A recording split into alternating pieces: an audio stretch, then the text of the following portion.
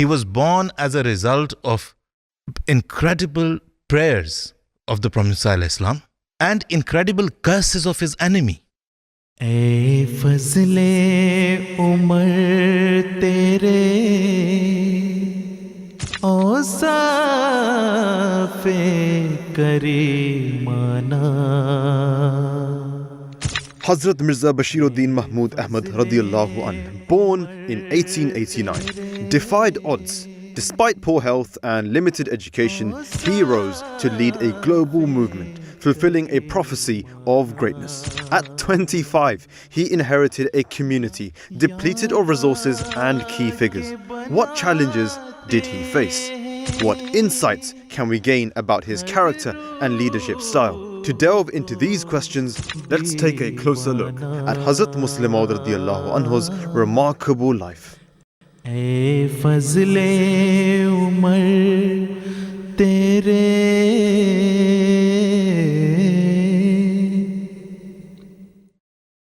Bismillah ar-Rahman ar-Rahim. Assalamu alaikum wa rahmatullah. How are you doing? Alhamdulillah. You've actually called Yasir Saab because you're actually a historian. Well. Serving in the Ahmadiyya Research and Archive Center. And we're, of course, talking today about a very invigorating topic, that is Hazrat Muslim radiyallahu anh.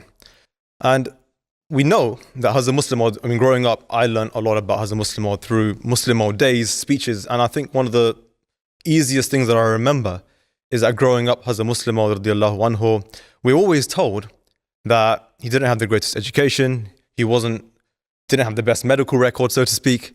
And we know that when he was standing by the deathbed of his promised Messiah, peace be upon him, he was really passionate and really determined to carry on his mission. And I've always wondered, okay, we look back at history now, Sab, and we see, okay, after the demise of the Prophet Messiah, Islam, Hazrat Masih Awwal radiallahu anhu, he was the Khalifa. But at this time, Hazrat Muslim was still a child. I mean, how old was he exactly? 19. 19. Okay, so he wasn't even in his 20s. I'm 29, so actually 10 years younger even. He was still so determined. And some people might think, what was he thinking? What was going through his mind? Some people might even think, was he thinking that he's going to end up as the leader one day? Some people might wonder, was it something to do with the prophecy? Or was it something else that we don't know about? Can you tell us what was going on at that moment? Whatever I'm going to say about his Muslim is not going to be as an historian. I mean, it's a larger than life, as you say, personality. You picked up a wonderful point to start off with. The pledge that he makes. Yeah. By the deathbed of the Prophet ﷺ. Prophet ﷺ has passed away. And the moment that many people were dreading, his followers, and the moment that his opponents and his enemies had been long waiting for, was finally there. He was in Lahore when he passed away. And so was his immediate family. So was Hazrat Mirza Bashiruddin Mahmud Ahmad.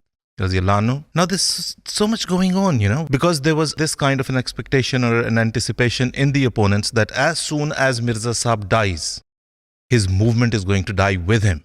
Okay, and I actually remember there were actually a lot of rumors that they were trying to spread, ways to falsify him even upon his death. Absolutely. And I'm sure that must have been a pressure for his children as well. Very much so. Because what's happening at the time of his death, as soon as the news gets out, around the streets, in the area, you've got mobs of his opponents coming together, chanting all sorts of slogans and chanting all sorts of obnoxious things, anything that could come to their mind. Them shouting and screaming, all of that can be heard inside as well. Right.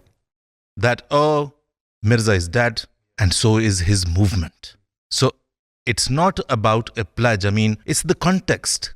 It's at a time when Mirza Bashiruddin Mahmud Ahmad Raziyallahu Ta'ala Anhu knows that this is the point which has been marked by the opponents, that this is going to bring about the downfall of the community that was founded by Mirza Saab. It's at that moment where he stands and says, pledging to his father as that if all the world turns away, the entire following, and there remains no one in the whole world, only not to follow you, but even to mention you, I shall not turn away, and I shall do what I can to progress your message to the corners of the earth. But why him? It could have been any of his other children. It could have been some of the other companions. It could have been so many more eminent scholars, so to speak. Absolutely. Why do we remember him? Why was he the one to say it? Because I think all of his children must have pledged that. Yeah, okay. And I think all of his followers around, because we must remember this pledge is primarily part of the pledge that we make as the pledge of allegiance to the Prophet Muhammad, that I shall be ready to sacrifice my life, time, wealth, honor, children, everything. So he's echoing the words that every Ahmadi heart holds or should hold. Do you think, I mean, again, I only know so much about his childhood in the sense that he failed some of his examinations when he was younger. Correct me if I'm wrong, he had ailments. One of his eyes, he was going blind. Do you think that he had it in his mind that people might actually find it funny or they might laugh at him? He's making this statement. I mean, I really can't say what must have went on in his mind. But what I do know is that he was a firm believer in the claims of his father. He's not saying that to his father, biological father. He's saying it to the person who founded a community that Mirza Bashiruddin Mahmud Ahmad Razila Ta'ala Anhu firmly believed in the claims to be true, and he firmly believed that as promised by Allah the Almighty, ridiculous as it may sound, in a tiny little village in the Indian Punjab, a man gets up and says, I've been told by Allah the Almighty that your message shall reach the corners of the earth. People laughed.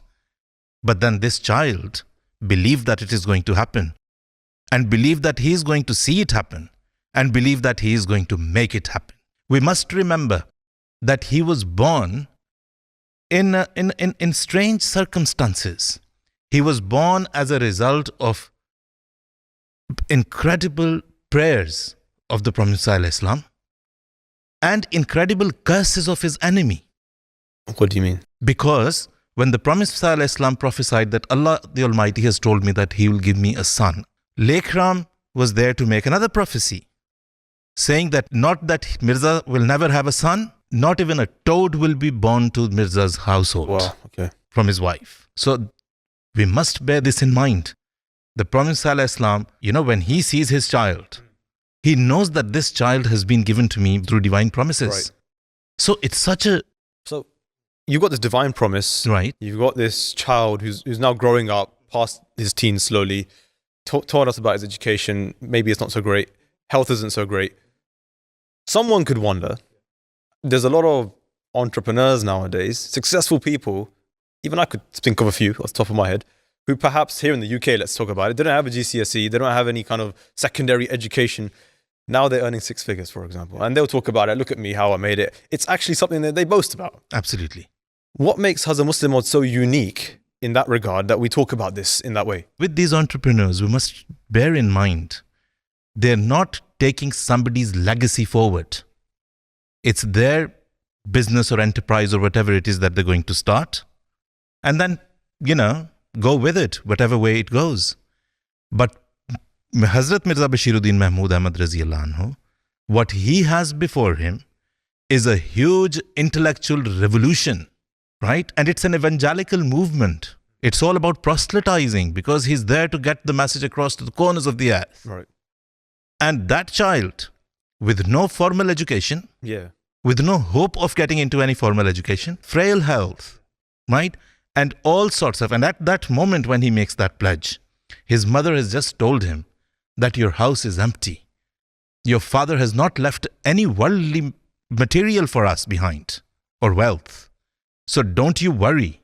He's left a lot of prayers behind. Now, based on that, that is where he's making this pledge, and that is where that legacy that is left behind by the Prophet ﷺ, that is where he's pledging to. So that makes it a lot different. It's almost like what you're saying is it's actually almost necessary for that to be there. That has to be the scene. Yeah. Because the prophecy had to be destined in a way that you wanted to manifest, that God is the one pulling this through. But okay, I'm asking really basic questions because I'm trying to get my head around this. Before we move on to the next point in chronological order, I'm thinking, you mentioned Prophet ﷺ left no money behind. Why? Well, because you see, he says, I am not a man of this world. Okay. I'm a man of some other world. And that is why the world doesn't accept me. You see, the Prophet ﷺ's father arranged a job for him at a very reasonable post in the judicial system of the British India at that time, which was meant to be, you could move up the ladder very easily. It doesn't work because he spends most of his time in studying Christianity, studying Judaism, studying Arya Samaj, studying Hinduism, etc., etc. Because, on the last day of Prophet Islam, his last day of his life, he used to go out for a walk, and sometimes he would used to go to Lawrence Garden in Lahore, but up to Lawrence Garden, he would usually take a horse carriage. The last day of his life, when he got on, he said to his family, he said, I've only got this much money, just maybe a rupee or two. Give this to him and tell him, okay, just take us around as much as he can in this money. So it's all gone, vanished, and it finishes with his life. What you're painting a picture for me in my head right now is you have this teenager who's just grown past teenager, not much education, not really good with his medical records, not even any money. Yeah. And now, as we all know, as the Khalifatul Masih al-Awwal radiallahu anhu also passes away. So now everyone's waiting. There's this whole waiting period of there's going to be a new Khalifa eventually. And we obviously all know it ended up being Hazrat Muslim radiallahu anhu. But I'm thinking more on the lines of everybody knew how he was or who he was. What are people not questioning? Is this someone who's capable? So Maulvi Muhammad Ali Sahab and his proponents, they come to him and say, okay, we think that Khilafah should be abandoned. He said, I think it should continue. They said, you say this because you know that you will become Khalifa. He said, I do not know that I will become Khalifa. But if you have any doubts or if you have any apprehensions, then forget me. Make a Khalifa. And whosoever that would be, leave me out of the election process or whatever way you want to do it. Just tell me when it's done and I'll be the first one to come and pledge allegiance to that Khalifa. So how did that transpire from him saying, leave me out of it, I don't even need to be a part of it, to actually people turning around and saying, you know what, it should be you? How did that happen? Because I don't think he'd ever imagined he's going to become Khalifa. Why? We've spoken about frail health. We've spoken about no material resources or monetary resources, financial resources, and we've also spoken about next to none formal education. Right. Let me add another thing. A mental pressure that he lived in constantly, because he recalled after he became Khalifa. He said during the times of Hazrat Khalifatul Masih I, Hazrat Hakim Maulvi Nuruddin, radiyallahu anhu, it was such a traumatizing experience for me that if I was out and about meeting people, normally as one would go about with their day-to-day routine, I was accused of trying to gain popularity so that I can become Khalifa afterwards. Okay. And to avoid that, if I would go into isolation and sit at home, not meet people, there would be another group saying, oh, you see how proud he's already become. And, look at what he thinks of himself. He doesn't want to meet common people. He doesn't want to mix with common people. So he said, it got to a point where I thought, what kind of a life is this? Being a prophet's progeny or child should have been a blessing for me. It's turned into a curse. And I can't let that happen. So I'll do what I would normally have done in my life. And that is what he did. And it is at that point when this issue, because during the time of Hazrat Khalifatul Masih Awwal, radiyallahu ta'ala anhu, the conspiracies had been brewing, the conspiracies that were later going to result into what we now call the split of the Ahmadiyya community into the Lahori and the Qadiani, as they usually called, right? And then he's there. We must remember one very basic thing. Hazrat Khalifatul Masih Sani radiyallahu ta'ala anhu, Hazrat Musleh Hazrat Mirza Bashiruddin Mahmud Ahmad, was not only the second Khalifa of the Jamaat. He was a devout lover of Khilafat and a believer in the fact that if the community is to survive, it's only going to survive through Khilafat. His is probably the only example where he had pledged to Khilafat even before Khilafat had emerged. So when he becomes Khalifa, the treasury was literally empty and almost penniless. How comes? Because there was nothing in there. But Because the Anjuman was managing it, but then we can't say the Anjuman was corrupt. I mean, there was just certain circumstances where it hadn't been managed too well after the time of the Prophet ﷺ. Was this around the split? It's around the split when he becomes the Khalifa. Okay. And when the Lahoris go away, and when the brains are going away, so to speak, right? And the treasury is going away, and the treasury is empty. But was the treasury empty before the split as well? Or did that happen because of the split? I'm sure it must have happened because of the split. But having said that, because it was it was under the control of the Anjuman. How they were spending, where it was spent, what had happened, how it was prioritized, we do not know. All we know is that it was an empty treasury that he got. That's what he got. Right? Okay. And this is 1914. All right. War has broken out. So many uncertainties anyway. Uncertainties, right? And he wants to have a mission house in England. Well, right. I need to stop you because what I'm thinking is people are talking about World War III right now. Yes, absolutely. They're not talking about opening mosques necessarily. I mean, me as a person, I wouldn't think about that straight away. I would think about, let me stockpile. And then, even if you had the resources, would you invest into something in that climate of uncertainty? You wouldn't. He wants to have a mission house there. He wants to build a mosque. In England? In England. Okay. And he asks Fateh Muhammad Sial, Razila Ta'ala Anhu, the missionary here, to move to London from Woking and start looking for a place to build a mosque. But no money. No money. Right? And this is where another great difference he makes. He brings women into the picture. Ahmadi women. So he said, this mosque will be made out of your contributions. Okay. And they contributed whatever they had. Now, when we say whatever they had, it wasn't like huge heaps of riches, Yeah. What can a poor woman have? I mean, maybe the little bit of jewelry that they had from when they got married or whatever, but whatever they had, or the little bit of the savings that women usually make, all of that for the construction. Important thing to note, historically important, historically verifiable. Muslims in Britain in London, always wanted to have a mosque. From long time ago, early 1900s, 1910, around 1910 if I'm not mistaken, the London Mosque Fund is established. Not by Hazrat Muslim. Not by Hazrat Muslim. It's by the Muslims living in London. Okay. And they call for contributions. And guess who is contributing? The King of Persia. Oh, wow. The Emir of Kabul. Okay. The Begum of Bhopal. The Nizam of Deccan. Kings, princes, princesses from the princely states and from Muslim countries. The Sultan of Turkey, the Khalifa of Turkey. They're sending in thousands of pounds, and we're talking again of 1910. And the bank account here of the London Mosque Fund is just swelling. So did they get it done? Never got it done, right? Later on, but 14 years after that, when Hazrat Mirza Bashiruddin Mahmud Ahmad Raziyallahu Ta'ala Anhu, Hazrat Muslim Maud, is in London to attend conference on the living religions of the empire, and the land has already been bought in South Wales. And that is when he lays the foundation stone of the first mosque in London. And there is absolutely no debate on that.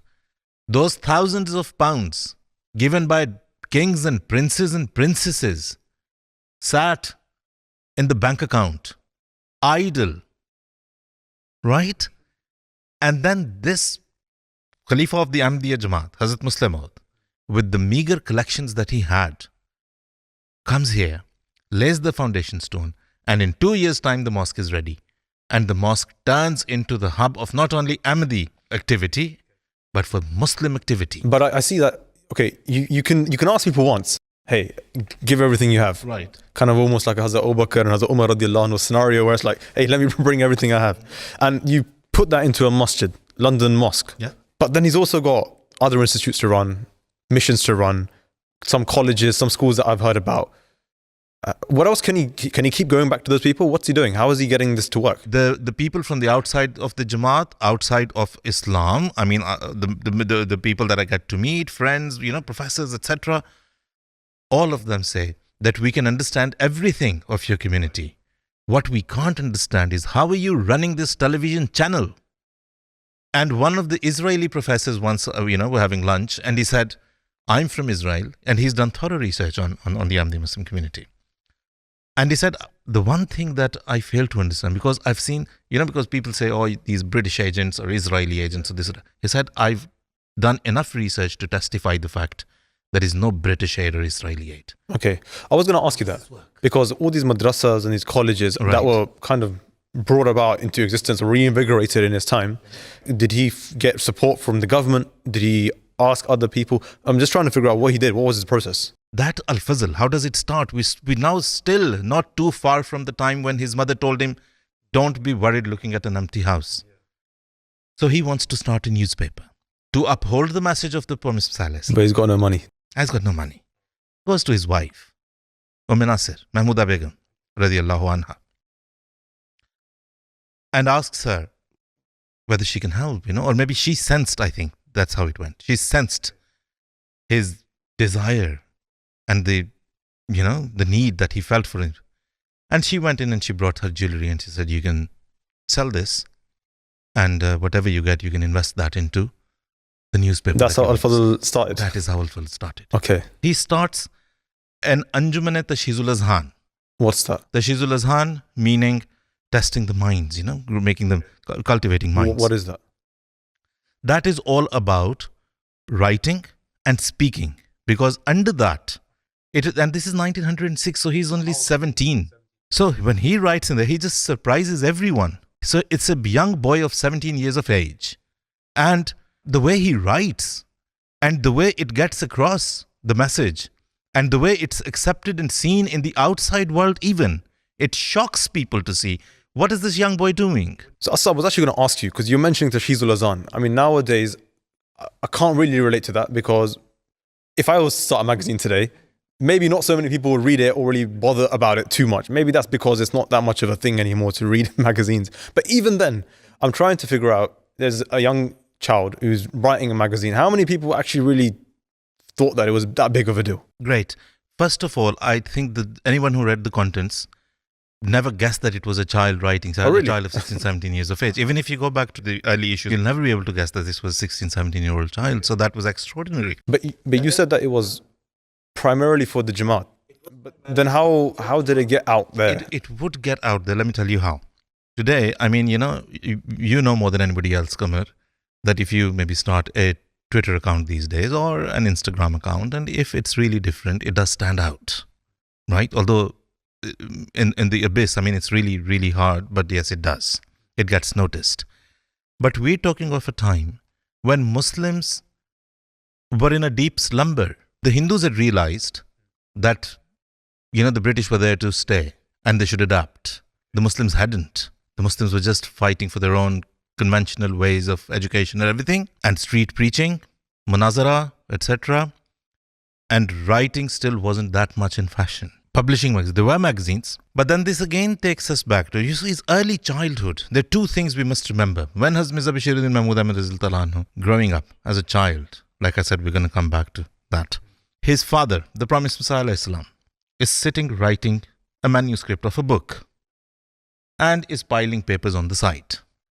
And the young Mirza Bashiruddin Mahmud Ahmad comes in playing with a lamp or with a matchstick, I think, or something. And just, the whole of the manuscript catches fire. Oh. And it just burns to ashes. Can't command that. Right? Yeah. And then, as a writer, and we just imagine, what must have been written there. And then the Prophet Messiah, when he realizes, instead of telling off the young child, he says, it doesn't matter. Maybe Allah wanted to give me a better idea or a better concept or explain it in a better way, right? So that's trust in Allah. Then around the same age, 8, 9 years of age, has Mirza Bashiruddin Mahmud, a young Mirza Bashiruddin Mahmud Ahmad, radiallahu anhu, again, sees a dog and calls it Tipu, Tipu, Tipu, because that was the English way of calling their dogs. How does any of this have to do with the Tashizul Azan? Let me tell you. And the Prophet ﷺ notices, and he says, how dare you call a dog Tipu? The English people do it to degrade Tipu Sultan, okay, yeah. who was a great Muslim leader. Okay, I see. So you shouldn't have done that, and you should never do that again. So there is that trust in Allah, the Almighty, as a child that he's seen. Yeah. And then he's also seen that Muslims are in some kind of serious trouble. And I'm sure, I can't say for sure, but I mean, I can't be certain, but I'm quite sure that he grew up with both of these feelings. One, to trust in Allah, despite all of the disadvantages that he had from the worldly point of view. Wow, okay. And also to having learned and having known that the Muslims were going through a very precarious situation. So that awakening was required. That gone glory, the bygone glory of Islam the Muslims had to be reminded of it. And hence that effort, and hence when it gets out, it's noticed. So you're almost telling me, like, if I was to compare it to socials today, you've already said there's a lot of competition today on socials. I mean, if anyone was to start today, I might say you're already a little bit too late to the market. had he started 15 years ago, it would have been a good time. It sounds like you're telling me Hazrat Muslim already preempted the situation and was able to come into the kind of market at a very good time. And that also demanded a bit of strategy. I see him landing into any area or any realm way before time. I'm getting an idea of how he was doing things. Yeah. So newspapers, you've mentioned newspapers, but he must have had so many other things to run, start up, establish. Absolutely. I mean, you know, when the partition of India is a very important phase to understand the vision and the ambition of Hazrat Mirza Bashiruddin. When was the partition? That's 1947. So he's established all of that in India, Qadian. And it now starts to seem, as the partition looms the horizon of British India, it seems as if they'll have to leave Qadian behind. He pledges by the tomb of Hazrat Promised Messiah alayhi salam that we will not leave the Qadian, come what may. Okay. But then he did. But then, you know, situations change, and he left. I mean, the Holy Prophet sallallahu alaihi wasallam, if he was given the choice, would never have left Mecca. And we know the words that as the Holy Prophet sallallahu alaihi wasallam departed from Mecca, he looked back, and with great sadness and sorrow, he said, "Oh, beloved town of Mecca, we leave you with a very heavy heart." So things happen in life, you know, where undesired decisions have to be taken or unpleasant decisions have to be made. Moves to Pakistan, settles in Lahore in a building. I mean, maybe one of the Ahmadiyya mosques these days might be bigger than the building that he went in with his family. Oh. And with the rest of the Ahmadis from Qadian. Wait. So you're saying it was his house? It was like a mission? It was his house. It was everything. And he had his family living in there. And he had the refugees who had moved to Pakistan and the immigrants. It sounds like I don't want to blaspheme. It sounds like a Noah's Ark. Of course it does. Right? And then with huge compounds, of course. Okay. Right? So it was 2 buildings where most of them were, and then there were allocations going on, property, etc. But primarily, this is where he is. Okay. With his family and with his greater family, the community. At that time, he instructs that all offices of the Jamaat must start functioning. They need to become functional now. Okay. And then the college administration goes to him reluctantly and says, "Hazur, we don't think we're in a position to start the college now." Because offices, you know, they could be sitting in any nook and corner. But then the college obviously requires classrooms and there are going to be students and everything. He said, "Why?" He said, I don't think we have the resources. He said, "Who are you to worry about resources? Who is anyone to worry about the resources? Haven't resources always come our way? So they will. You need to go out in the compound at some point wherever you find an empty patch of land. Sit there, put up a placard saying, Talimul Islam College. Dakhla jari hai, admissions open. And people will start coming." And he said, "What you mean, like there?" There and then on the compound, outside the building, just on the floor, on the soil. All right, that's where the college was. That's where the college is. Okay. And to everybody's surprise, people did start coming and enrolling. And then later on, they were allocated to building. But that's very powerful, because that is again the trust that he had. And that again is the power of his ambition, of his vision. And that obviously we see was part of the prophecy about him. So all of this happening, right? Partition again is another important phase again of the world, or of India, or of Pakistan, but of the Jamaat-e-Ahmadiyya as well. They've left behind Qadian. What is he worried about? Because he leaves behind a son, his eldest son, his beloved son, Mirza Nasir Ahmed. Yeah, okay. Rahimahullah. And tells him that you're going to look after Qadian. And Qadian should protect every Muslim that needs any type of refuge. So he left people behind in Qadian. He left people behind. To protect Qadian, but also other people. Other people as well. Okay. And we have historians like Anne-Marie Schimmel in her book, Islam in the Indian Subcontinent, stating that in the days of partition, of the bloody partition, Qadian became a sanctuary for Muslims of the Punjab. So it's not only Ahmadis. Wow, okay. So he did a lot for the wider public. He did a lot for the wider public, wider and a lot more than we can imagine. And we must mention it because this is the time. We must remember that. The whole world has been telling his father, the promised Messiah, the Muslim world, that we have absolutely nothing to do with you. We don't accept you as Muslim. In his own time, when he becomes Khalifa, he is told that you're a non-Muslim, you're a non-Muslim community. We do not accept you. We do not stand by you. We do not own you. But when anything happens in any part of the Muslim world, it's as if it hurts his heart. And he rushes to be of any help where he can.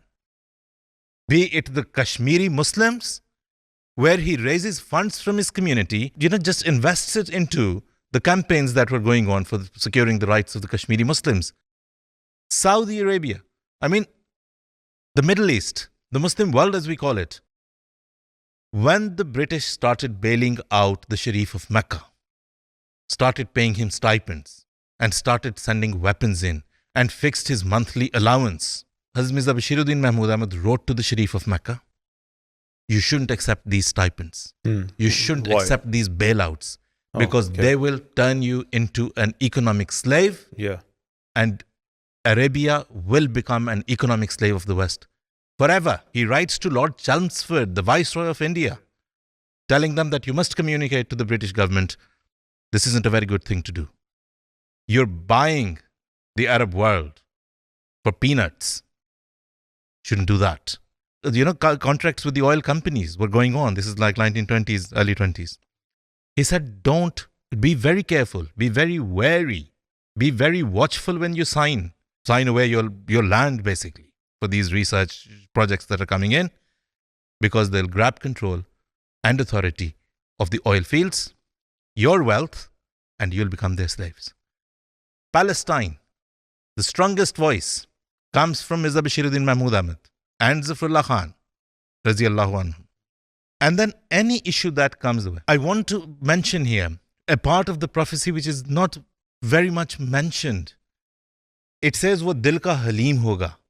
He'll be of a very mellow heart. And people say sometimes, the allegations that come from the outside world, they say, well, we never saw him to be very mellow-hearted. Oh, they think he was quite... They think he was quite harsh. Yeah, they say he was quite harsh, and then they say if he was mellow-hearted, why would excommunication, why would this go on, why would that go on? But we need to remember, the same allegations are said about the Holy Prophet ﷺ. When we say he was Rahmatul Lil Alameen, the world says, oh, was he really? What about Banu Qurayza? What about Ka'b bin Ashraf? What about Asma bint Marwan? So all of that it's the role. He was, as the head of the state, the Holy Prophet ﷺ was fulfilling his role. As head of the Ahmadi community, Hazrat Mirza Bashiruddin Mahmud Ahmad was fulfilling a role. But the mellow heart, this is a clear proof of the mellow heart that he had. Anything, anywhere happens to any Muslim or any part of the Muslim world, he's the first one to go out to rescue in whatever possible way he could. So you've spoken about prophecy, Dil ka halim hoga. It actually reminds me that he was also supposed to be someone who was supposed to gather fame almost, become world renowned. We've spoken a lot about what he's done for Jamaat and even Pakistan, but that's still Pakistan, right? People outside of the subcontinent, do they really know about him? Well, of course they do. Any book which is written on the partition of India and about Muslim politics in India cannot, howsoever biased they may be, cannot miss out the name of Mirza Bashiruddin Mahmud Ahmad. May Allah be pleased with him. His contribution is great. Because we just spoke about Al-Fazl, the newspaper that was founded by the Hazrat Mirza Bashiruddin Mahmud Ahmad Raziyallahu anhu with, the great sacrifice of himself and his family. It went on to grow into a newspaper which was one of the 3-4 newspapers that people waited for to see how the scene and how the climate, the political climate was building and what was going on in the British Indian politics. So they would wait for Zamindar, they would wait for Paisa, they would wait for another couple of newspapers, and they would wait to see what Mirza Sahib of Qadian has said. And what he said mattered. Would it be comparable to like something like a tabloid today? I wouldn't call it a tabloid. I would see it as part of the mainstream press of that time. Okay. This was Because serious. it was. Because, say Motilal Nehru, when his report comes out, the immediate response, most immediate response comes from Mirza Bashiruddin Mahmud Ahmad. And Muslim politics, the way it progresses, especially, it bases itself on the analysis that Mirza Bashiruddin Mahmud Ahmad had presented of the Nehru report. Simon Commission, this, that. Look at any phase, especially when Britain started speaking of self-governance. Look at any phase of that. And Mirza Bashiruddin Mahmud Ahmad, may Allah be pleased with him, cannot be taken out of the picture. Do what you like. I mean, you'll have to be really crooked to take him out. Biased maybe is not even right, because I've seen biased writers still saying and acknowledging and accepting the fact that Mirza Bashiruddin Mahmud Ahmad played a vital role in shaping the British Indian Muslim politics. I imagine that if somebody was alive today who had seen him, correct me if I'm wrong, he'd probably be, or she would be around 90 years old. Yes. I think so. So slowly but surely that generation is going. Then you have the people that witnessed that. And I don't want to put a number on your age, but clearly we're all pretty far away from that time now. I ask my father sometimes, he's roughly 70 now. What do you remember about Musleh Maud radiallahu anhu? And he doesn't remember much at all, even from the accounts of his father and others. Because I've been told that he was really ill, or really, really unwell towards the latter part of his life, to the point that perhaps people didn't see him as much. And I've been told as far as that maybe he would stay indoors a lot. So that's why I personally didn't know much about that time. Musleh Maud, this is a man we're talking about, prophecy was made about him. Couldn't someone ask that the latter part of his life was almost silent? Right. Now, this man, having given all his life for the cause of Islam, and having sacrificed every single fiber of his heart and soul, at the end, does fall ill. But then he'd left, the last 4 or 5 years especially, but then he had left a treasure of literature that to this day we continue to translate, we continue to compile and publish, and we still have a lot that we need to do about it. And to this day, we have Hazrat Khalifatul Masih referring to his sayings, his quotes, his addresses, again and again, reminding us to go back. So it's not about physical health. His life, his legacy, his work continues to tell the world and bears witness to the world of what a great man he was. I've personally been inspired a lot by this Hazrat Musleh Maud radiallahu anhu.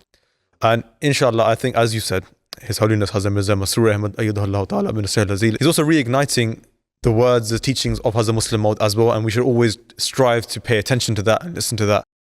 And maybe we'll do that with a little bit more attention now as well, inshallah. We should. So, Jazakallah for coming. Thank you very much. I really appreciate your time. Jazakumullah.